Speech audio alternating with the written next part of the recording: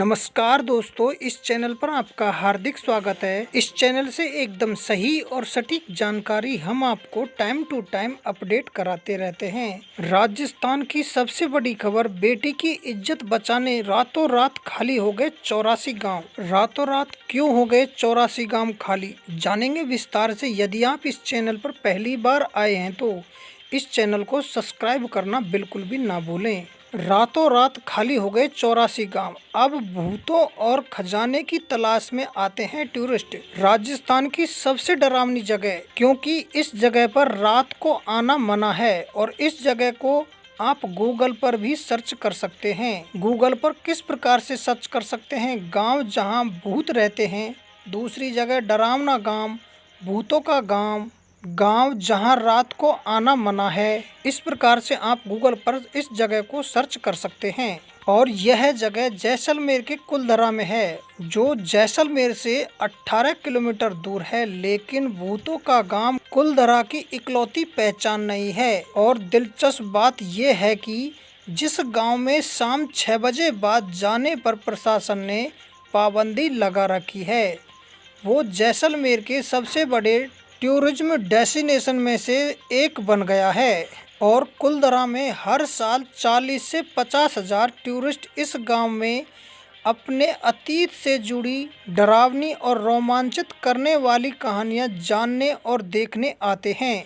और आज से करीब 200 साल पहले कुलधरा समेत 84 गांवों में रहने वाले पालीवाल ब्राह्मण रातों रात यहां से पलायन कर गए थे। और गांव में 400 से ज़्यादा मकान थे जो आज खंडर हो चुके हैं। ये मकान भी काफ़ी खास हैं।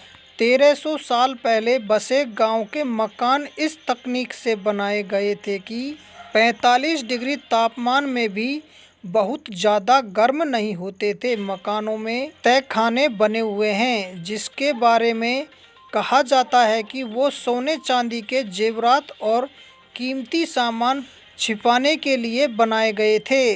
कुलधरा में ऐसा बताया जाता है कि 18वीं सदी में जैसलमेर के मूल राज और गजसिंह राजा के समय सालिम सिंह दीवान था। सालिम सिंह एक दिन कुलधरा गांव से होकर गुजर रहा था। उसे गांव के प्रधान की बेटी शक्ति मैया पसंद आ गई। सालिम सिंह प्रधान की बेटी से शादी करना चाहता था। उसने गांव के लोगों को धमकी दी थी कि शक्ति मैया से उनकी शादी करवा दे, नहीं तो पूरे गांव को उजाड़ देगा और गांव के सभी लोगों को मौत के घाट उतार दिया जाएगा। और गांव वालों को उसके लिए एक दिन का समय दिया था। सालिम सिंह की पहले से 7 पत्नियां थी। गांव के बेटी की इज्जत बचाने के लिए पालीवाल ब्राह्मण समाज के लोगों ने कोठारी गांव में पंचायत कर 84 गांवों से रातों रात पलायन करने का फैसला लिया। और उस रात करीब 5000 से ज़्यादा लोग पलायन करके जोधपुर, बाड़मेर, बीकानेर, उत्तर प्रदेश, मध्य प्रदेश और महाराष्ट्र जाकर बस गए। और दोस्तों, दूसरी कहानी ये बताते हैं कि पालीवाल ब्राह्मण उस समय की सिंध सियासत, जो अब पाकिस्तान में है, और दूसरे देशों से पुराने सिल्क सूट से अनाज, अफीम, नील, हाथी दांत से बने आभूषण और सूखे मेवों का ऊँटों के कारवां पर व्यापार करते थे। और इसके अलावा वे खेती करते थे और पशु भी रखते थे। आम लोगों की तुलना में सबसे ज़्यादा धन और संपत्ति उनके पास थी। और उस समय के दीवान सालिम सिंह को उसका पता लगा तो उसने समाज के लोगों से पैसा वसूल करने के लिए कर और लगान में बढ़ोतरी कर दी थी। इतना कर लगाया कि पालीवाल ब्राह्मण समाज के लोग व्यापार और खेती भी नहीं कर पा रहे थे। इस दौरान में अकाल भी पड़ गया। ऐसे में सालिम सिंह के अत्याचारों से बचने के लिए ब्रिटिश राज में लेखक जेम्स टॉड ने अपनी किताब में एनल एंड एंटिविटीज ऑफ राजस्थान में पालीवाल ब्राह्मण समाज के लोगों के कुलधरा से पलायन करने के बारे में लिखा है कि सालिम सिंह की अत्याचारों की वजह से व्यापारी और लोग अपने घरों को लौटने से डरते थे।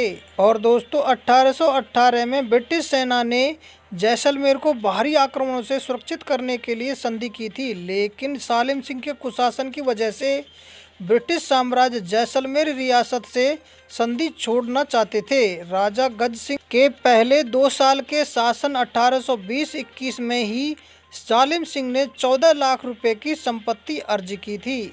और दोस्तों, इस चैनल पर यदि आप पहली बार आए हैं तो इस चैनल को सब्सक्राइब करके बेल आइकन को ऑन कर लीजिए ताकि नेक्स्ट वीडियोज आपको प्राप्त हो सकें।